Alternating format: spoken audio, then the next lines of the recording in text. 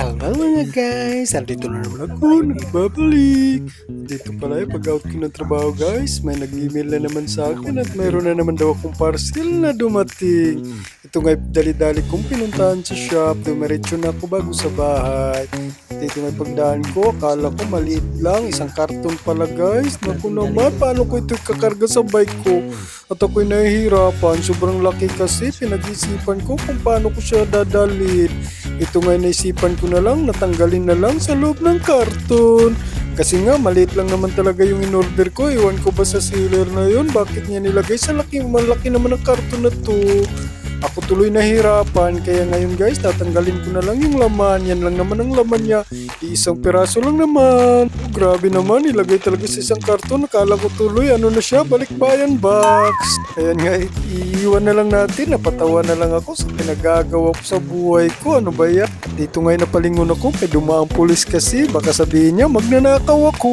Dito nga guys, napakaraming ang tao. Nag-aabang sa shop na to kasi nag-break time siya ng 20 minutes. Buti na lang pagdating ko, 5 minutes na lang, nagbukas na siya. At dito ngayon napakapakan ko na siya guys bago ko ilagay dun sa tapunan ng karton kasi nga sobrang laki ng box na ito. Ano ko ba sa'yo, seller? Bakit mo ginanon? Buti na lang may utak ako kaya tinanggal ko na lang guys, mahirapan ako. Wala akong mapagkargahan sa'yo. Tingnan mo naman, punong-puno yung bike ko. May karga pa yan sa likod kasi nung nakaraan naplatan ako kaya ang ginawa ko, nagdala na ako ng gamit. Kung maplatan man ako sa susunod guys, ay mayroon akong mga gamit. Kaya ko na siyang ayusin sa daan. At dito nga ipiplex ko sa inyo kung ano ba talaga yung in-order ko. Ayan nga pala siya ay pantalon. At dito pala yung brand niya guys. At dito nga pala ay uuwi na ako. At anong oras na rin kasi. At dito na ako sa bahay. Dito na lang natin titingnan ng mabuti kasi maldilim din doon.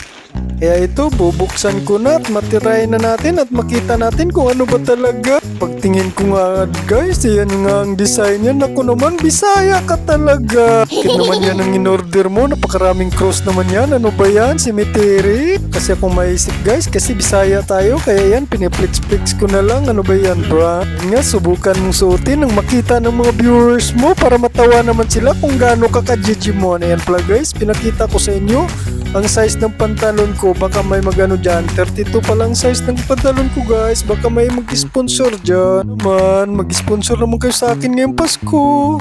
Tatanggap naman ako ng regalo. Ito nga guys, subukan ko na maghubad. Oops, pumikit lang kayo saglit ha. Mahiya naman kayo. Huwag kayo mag-alala guys, lagi ako naka-short pag nagpapantalon ako kasi hindi ako sanay brief lang. Pag magbe-brief lang ako guys, wala akong puwit. Dagdag puwit na rin tong short guys. Ayan nga, sinuot ko na. Ngayon, papakita ko na sa inyo kung gaano kaganda o kapangit. Nga pala guys, disappointed ako kasi iba yung dumating, iba yung nasa post niya. Pangit pala pagdating guys, mukhang tsaka, mukha akong GG mo. Tingnan mo naman guys, nagubad-ubad pa. Makikita na naman yung abs mo.